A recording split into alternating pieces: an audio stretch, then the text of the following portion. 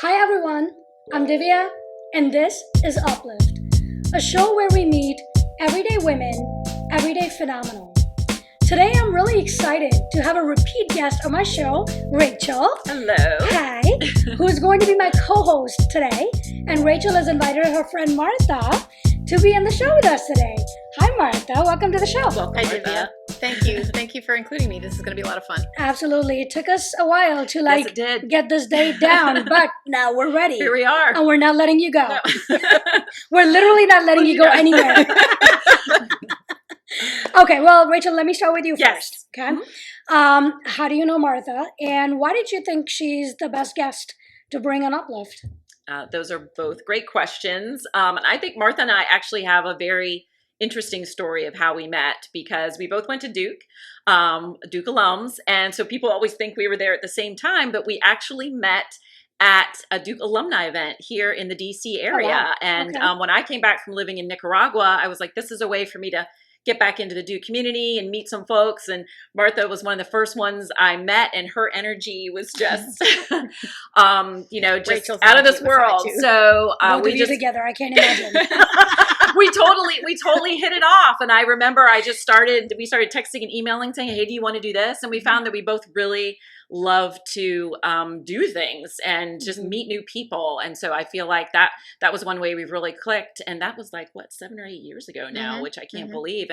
And when you asked me, Yeah. who do I want to bring on here? And I think one of the things that we focused on We did. during mine is positivity and how do you live that in your everyday life. And I think that's something that Martha does so well, and she doesn't even know she's doing it. Like, she's such a great connector of people and always so positive. We don't go anywhere where Martha doesn't see someone on the street that she knows. True. It's true. And it's great. And they know her well. They're Yeah. like, oh my gosh, Martha. And I just feel like her spirit just always shines through. And so I thought she's just going to be such a great person. She has a great, interesting story. We both have the America-Canada thing as well, since our families are from there. So I just thought Martha's the perfect person to have on That's today. amazing. We're really happy to have you. Thank you. And thank you for your kind words. I think you're very positive too. And that's why I I enjoy try. being around you. So I mean, that definitely shined through in your Yeah. episode. So, do you want to tell us a little bit about yourself?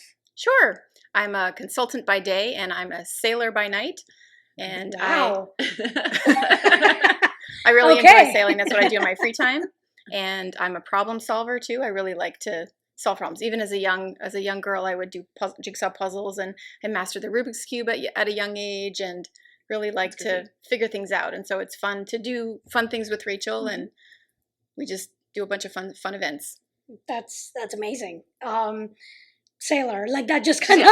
And she just got back from an amazing sailing trip as well. So I know that's one thing I always admire about Martha and her sailing cruise. They're always going off to some fun place, because I know we talked about on mine, just that travel bug. So Uh-huh.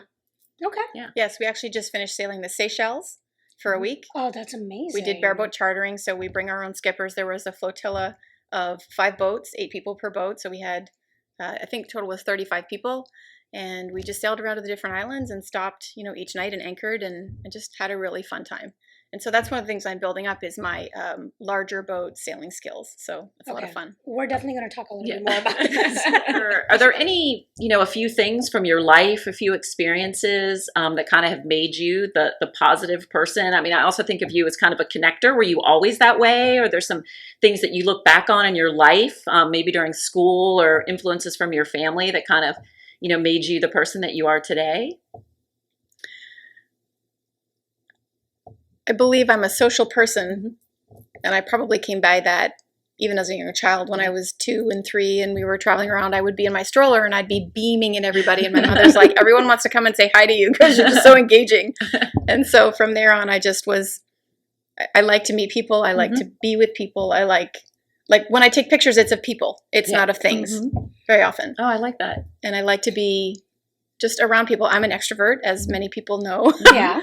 And I get my energy from wherever others. Yes. And so I value time and, good time spent with friends and doing fun experiences. So wherever we go, like with the sailing, like she's always the one organizing the events, and with your quilting, like you're always the one organizing the event. So Yeah. I can see you really thrive in that in that environment, being a leader in that environment. It's funny you should mention the organization too, because when I went to undergrad, one of the early things we did in our psychology course was take a personality research form, PRFE it was called. And it measured us on 22 different elements, and one of them was organization, and one was, well, there were a number of them, but I scored 96 on organization and 94 on play. So there's that very interesting sort of the concrete sequential and then the random romantic. And I'm a nice mix of my mom and dad as well. So okay. I was going to ask, like, where do you get your problem solving skills and like people skills from? Both my mom and dad. My dad is very concrete sequential, as I said, sort of very business-like and gets things done and thinks ahead and is planful. And we used to have lots of check marks. They went to work, and so they would leave my brother and I just, between 8:30 and 9 to get off to school. And so we'd have, lights off, doors closed, have your key, did you get your lunch, did you turn the heat off, blah, blah, blah, whatever. And, but then my mom, she's very, very practical as well. So anything doesn't work, I'm like, Mommy, how do I fix this? I don't know what to do here. Oh, well, you just do this, Mar, blah, blah, blah, blah. Yeah. So it's great. What advice would you give to people who have, let's say somebody's moved to the city new, and it's really hard for some women to get out there and really find a support system, group of friends, but Rachel makes you sound like you're super, like you're the connector, right, of groups. So what advice would you want to give to women and people on how to get out there? Like, what are some of the resources that they could use? Yeah. So first of all, I'd say attach with your alumni network. Wherever you went to school, connect with your undergrad, connect with your grad school, make sure that you're attending those events, and then there's a Duke Women's Book Club, there are different events we can go to, there are all MBA things that were there around a couple of years ago with COVID, they've stopped, but really kind of, leverage the groups that you're already a part of. Then there are meetup groups where you can find some interest that you like doing, and then go do that with other people. So I like to quilt, so I go and belong to 2 quilting groups. I also like to sail, so I belong to the sailing group. I've also sort of been in touch with one of the other sailing groups, and now we're doing sailing trips. Was involved in a number of church groups, so I had friends there. Whatever kind of is authentic for you and makes you happy, connect with those kinds of people. And it's easier said than done. You can't just move to a new place and just expect it to work. But all you need is one person at each of those places that would take you under their wing and introduce you to their friends, and it'll happen really, really quickly when you find the right person. And I try to be that person. When there's somebody new and I think they're fun and I want to, include them, I really try to be inclusive, because everyone's been one thing I've the noticed only about her. person there. And if you go and you walk in and, at the end of an event, you're there, you go to something and the speaker finishes and there's about 30 seconds left, or 30 seconds when it's finished, and people will look left and right, and if nobody comes to say hi to them or anything, they will bolt out the door. And so you don't want to have people do that. If you're, running an event, you want to be inclusive and you want people to feel comfortable. And so go right directly to that person and say, hi, how are you? Can I help you? I think that actually kind of leads into, that was one of the things I was going to ask you. And I think you're hitting the nail on the head of really one of the things that defines you, is because I was going to say, what does uplift mean to you and how do you uplift other people? And I feel like I see you do that all the time. Like, she will go to the new person who's come to the sailing event and make them feel welcome, invite them on her boat and things like that. So, I guess, that you've kind of already answered it, but is that how you would define like what uplift means to you? And how do you uplift people? Is that one of the main ways that you do that? And there are other things that you do. I want to make them comfortable. I never want somebody to feel uncomfortable. I want them to be able to come and stand beside me and say, I have a partner. I'm okay. I have somebody next to me. I've got a backup. I've got support. Even if it's unspoken. But just to be able to stand, that's how I feel about you too. Like, if we've been through lots of different situations, ups and downs and happiness and crying and, lots and lots of things. And I know that anytime I can go and, if I'm sad or mad or whatever, I can go stand beside her and just sort of lean in a little bit, and she'll know, and she'll just, she'll be there. That's she so knows. sweet. She'll give me a little squeeze, or she'll, Yep. Thank you. Okay, both of you, tell me one interesting travel story of you together. I have a funny story because Martha and I, we started this tradition. We didn't do it last year. And actually this year you were in the Seychelles, but we've done it several years, where we would go away for like Labor Day weekend. And we realized that it's easier to drive out to like West Virginia than trying to go to the beach where everybody's going. So the first time we went, like, I booked it such last minute. The only place I could get was this B&B, and we get there and it's like this really romantic room, and we're like, I was like, okay, you didn't know I was whisking you away to a romantic weekend, Martha, but it turned out to be so much fun, and it was a cute little, it's Berkeley Springs. Did you have to do like couples activities? No, well, we kind of did, because we did the Berkeley Springs hot springs, and then we went hiking down at Capon State Park, but I got these earrings while we were there, and so that's why I wore them, because they had some great, it's just a great little town where you can get like things made by the local artists, and you can go to the farmer's market. And I think what we found is that, you don't have to go off to far-flung places. Obviously we have, but you can go to things that are nearby and you can make them fun. I definitely want to hear your story too. But let me ask you, for a lot of women and just people generally, but I think for a lot of women, as you get older, it's much harder to make friends. It is. Right? Yep. Both of you are very extrovert people. So is it easier for you to make friends, or does it still come with the ups and downs? I think it may be a little bit easier because we're extroverts, but I think what we do that can help anybody is exactly what Martha said, is if you go to things that you're interested in, you're going to find people who are interested in that as well, and then you're more likely to carry that. I want to hear Martha's travel story, though. I want to hear your story, please. So my very next travel place was going to be Costa Rica. Okay. I wanted a zip line in Costa Rica. That was on my list. And so then, and I don't Black know, Sand Beach. and a Black Sand Beach. That was also on the list. Yes, exactly.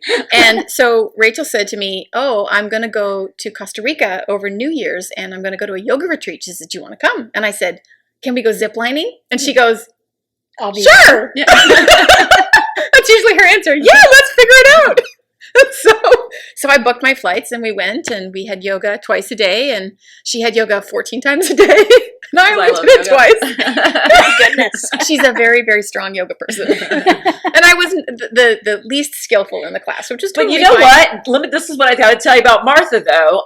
For someone who wasn't, she was the first to say that, she knew the least about yoga of everybody there, but she tried the hardest, and like she was doing handstands by the end, and there was nothing Martha wouldn't try. And I just feel like that is something like I always want to embrace, like Martha's spirit of always trying something new. I've been practicing yoga for years. I still can't do a handstand. Okay, let's. It was a supporting handstand, but hey, that's all that matters. To be truthful, to pick up on that story, it was the very last morning, and they said, "Okay, now is the time to try all the difficult moves, all the things you haven't, wanted to try or been able to or whatever." And so we broke into sets of 3, and then you had 2 spotters to do something. So I wanted to do a handstand. It was a headstand, and then you kick up, and I hadn't been able to do it, and I don't have any upper body strength at all, but I had gotten better over the week. And so I went on the mat, and I kind of kicked up, and I said, "Okay." And then they were holding on. I said, no, let go. Let me hold it.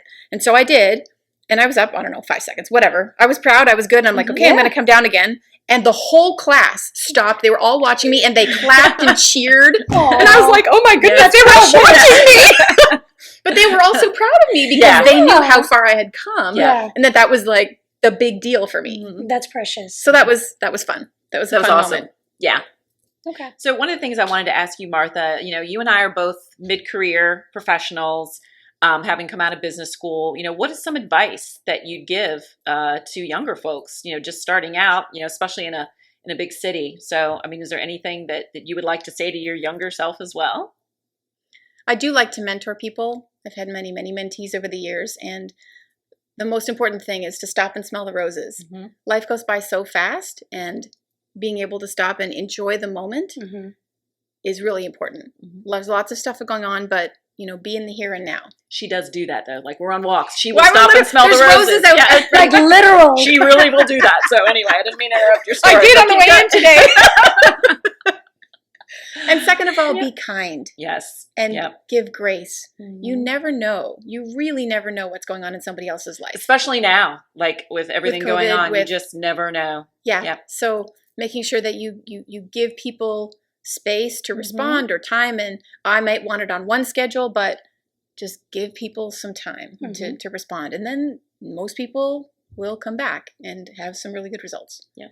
There's a book that I read called Letters to Your Younger Self, where accomplished and famous women have written letters to themselves 5 years earlier, 10 years earlier, 20 years earlier, and most of it is don't worry as much, and do that scary thing that you are afraid of because it's going to enrich you, or dump that annoying man because he's really not really good for you. And you know he's not, so get rid of him. Right. And just do more things for yourself and be kind to yourself.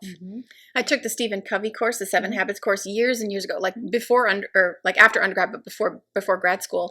And one of the concepts there was fill the emotional bank account of other people. So tell them that they're a good friend. Thank them for what they're doing. Send handwritten thank you cards. Be appreciative. All of those things. And it really does make a difference because people then they feel, they get filled back up again. And people who are happy and full and whole and emotionally filled up are going to be better people in general and better friends.